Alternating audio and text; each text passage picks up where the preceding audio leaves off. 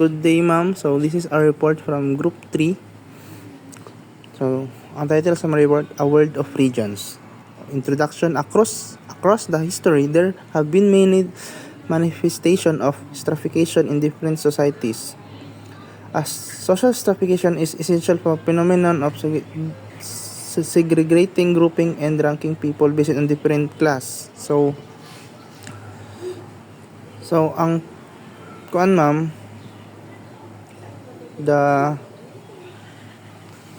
ang social stratification ay tumutukoy sa paghati-hati ng lipunan batay sa antas ng kabuhayan, lahi at katayuan ng panlipunan. So, ibig sabihin, may mga taong nasa mataas na posisyon sa lipunan habang ang iba naman ay nasa mababa, depende sa yaman, kapangyarihan at oportunidad na meron sila. Ayon sa pahayag ng matagal na itong umiiral at sa iba't ibang lipunan ay kasaysayan at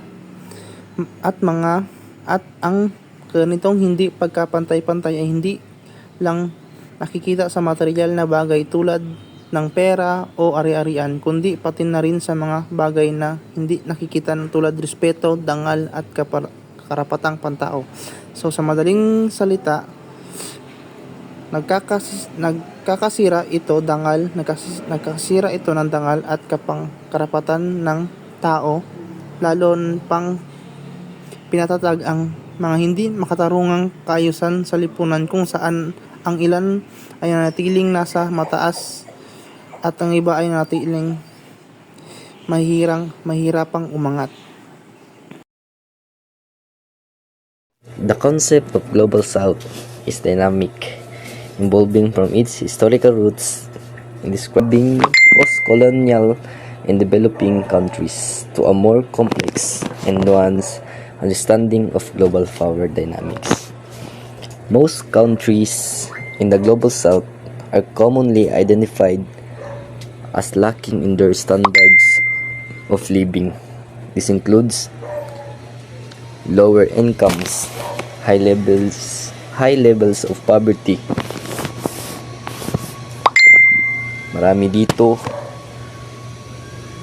ang mga mahihirap, high population growth rates, limited educational opportunities, deficient healthcare systems, and among other issues. And the countries which are commonly associated with the Global South are the Africa, Latin America, Asia, including major economies, and parts of Oceania, and so on. The contemporary Latin America faces both political and economic challenges. Politically, while many countries have established democratic governments, the region grapples with issues like political instability, high levels of violence, and the concentration of power. The contemporary Latin America, there are two main sectors which are the mining and agriculture, because the Latin America, they have a large land area and they have so many minerals and raw materials. Global North may refer to countries that are geographically in the northern hemisphere or to countries that are developed 002E global. South may refer to countries that are geographically in the southern hemisphere or to countries that are developing. The rise of the Global South, the Latin America experience. Many of the countries in the world are referred to as countries in the Global South. Among the countries commonly associated with the term are the countries in Latin America 2012. Latin America can be construed geographically as a group of countries in South America which share the same language and culture.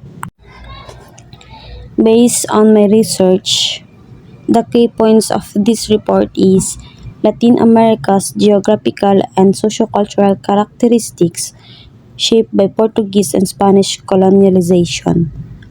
And ang nahitabo diri kay sa madaling salita, ang Latin America's geographical and sociocultural characteristics reflects the complex history of colonization, migration, and cultural exchange that have shaped the region. Latin America's geography and culture were shaped by Portuguese and Spanish colonization. The region features diverse landscape, Andes, Amazon rainforests, deserts, and Caribbean island, and a blend of indigenous, European, and African influences. Colonialization led to cultural exchange, language, and religion spread, and a mestizo social class. This complex history has shaped Latin America's unique identity. Sawi 2018 noted that Latin America comprises 13% of the Earth's land surface area. The following are some of the major countries which are generally cordial with one another. Some major countries in Latin America included is Brazil, Mexico, Argentina, Colombia, Peru, Chile, and Venezuela. These countries generally enjoy cordial relations fostered by shared colonial history, cultural exchange, economic cooperation, and regional organization.